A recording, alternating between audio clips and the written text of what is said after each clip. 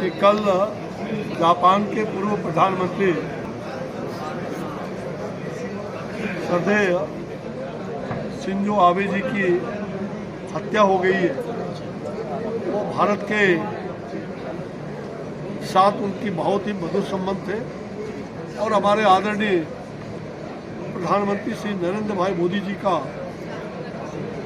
उनसे बहुत मित्रवत और बहुत गहरा संबंध था और इसके कारण, इस घटना के कारण उन्हें काफ़ी आघात लगा है। और कल उनकी हत्या के बाद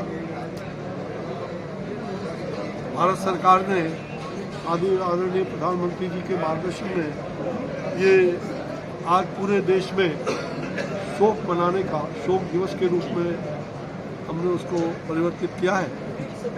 यहाँ भी हम लोकसभा के कुछ प्रमुख लोगों के साथ, कार्यकर्ताओं के साथ, हमारे समर्थकों के साथ, कुछ ऐसे जनप्रतिनिधियों के साथ यहाँ हमारी ये बैठक शुरू हो रही है।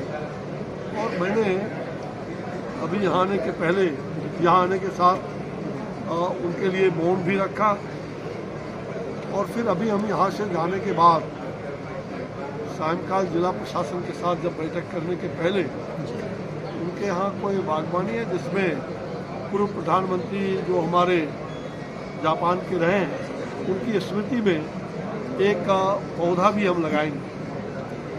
उनके चिर स्मृति में एक पौधारोपण का काम भी यहाँ होगा।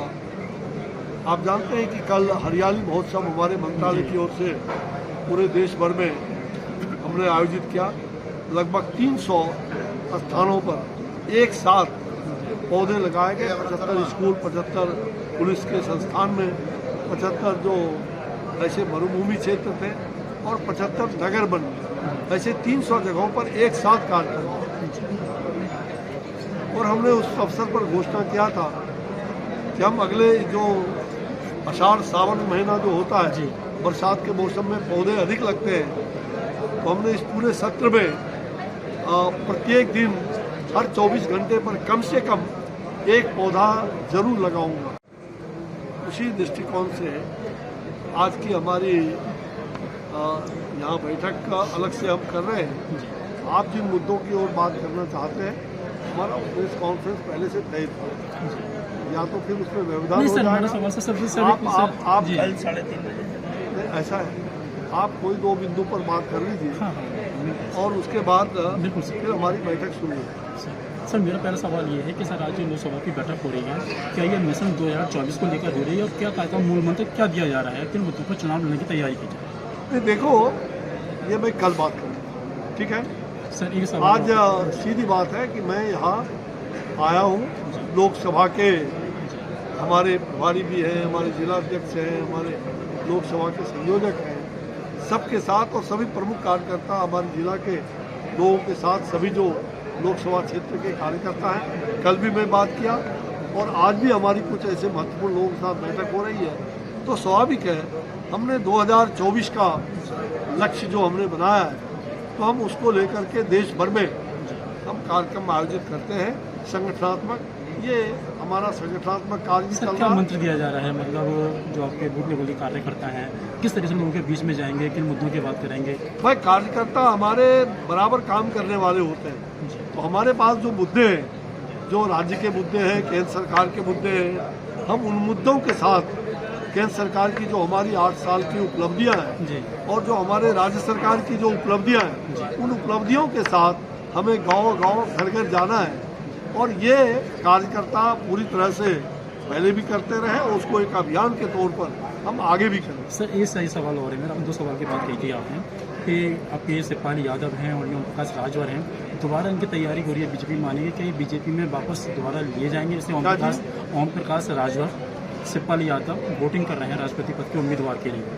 राजभर पहले भी रहे हैं लेकिन एंड टाइम पर वो धोखा दे गए थे, क्या दोबारा फिर उनको लेने की कोशिश की जा रही है? देखो, ये किसको लेना किसको नहीं लेना, ये प्रदेश के और केंद्र के नेतृत्व के बातचीत के बाद हम तय करते हैं। सर, आपके पार्टी उसके लिए ये राजभर को ये कहते रहे कि वो बेपेंदी के लौटे हैं, लेकिन फिर दोबारा ही उनके वापसी की तैयारी। मुझे लग रहा है कि क्या मैं पहले कहा ये प्रदेश और केंद्रीय नेतृत्व मिल बैठ करके तय करते हैं कि किनको लेना किनको नहीं लेना।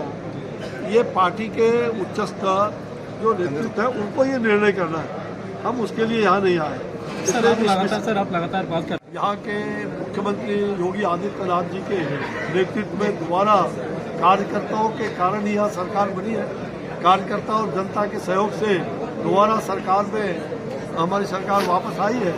और जो भी पीड़ा है उनकी हमारी सरकार की जो योजनाएं हैं और जो सरकार के विकास के कार्य हैं उससे जनता और कार्यकर्ता सभी प्रसन्न हैं और किसी प्रकार की कोई पीड़ा कार्यकर्ताओं को नहीं है। हमने पूरा एनालिसिस किया है। एकाध अगर किसी को छिटपुट अपना व्यक्तिगत आग्रह होता है तो व्यक्तिगत कोई कारण हो सकता है, नहीं तो ऐसे आम लोगों में खुशहाली है, कार्यकर्ताओं में तो भयंकर जोश है और जोश खरोश के साथ पूरी तरह से कार्यकर्ता संतुष्ट हैं। वो पहले भी चुनाव में लगे और आपने देखा दो उपचुनाव हुए, दोनों उपचुनाव में हम विजयी हुए। तो ये कार्यकर्ता के संतुष्टि और जनता का जो रुझान है वो भारतीय जनता पार्टी के पक्ष में है, योगी आदित्यनाथ जी के पक्ष में। ठीक है।